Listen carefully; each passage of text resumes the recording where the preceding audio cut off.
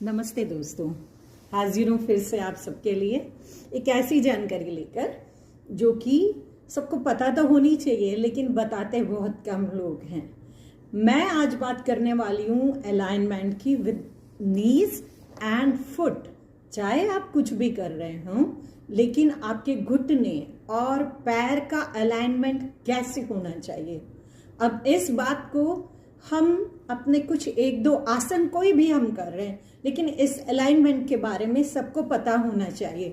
तो आज कुछ आसनों का एग्जाम्पल देते हुए मैं आपको इस बात को समझाने की कोशिश करूंगी। सबसे पहले हम बात करने वाले हैं चेयर पोज की, जो कि मैंने पिछली ही वीडियो में कवर किया था।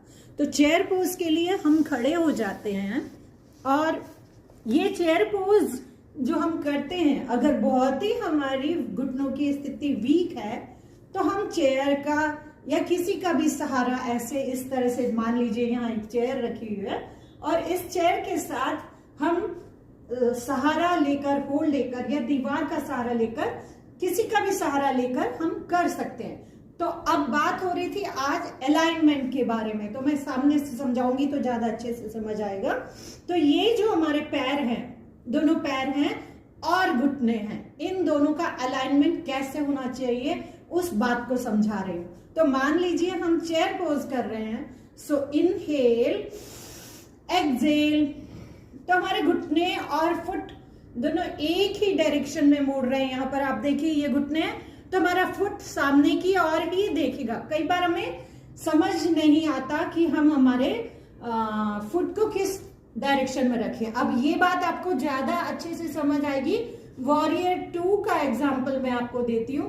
तो देखिए, मान लो ये पैर ऐसे था तो मैंने इसको इधर क्यों किया, क्योंकि मेरा घुटना जो है इस वॉरियर 2 में जो है इस तरह से मुड़ने वाला है। तो मेरे को मेरे घुटना जहां जा रहा है, मेरे फुट को भी अलाइनमेंट उसी तरह रखना चाहिए। ये आप वॉरियर 2 से समझ सकते हैं। मैं सामने की ओर से भी इस बात को आपको समझा देती हूँ।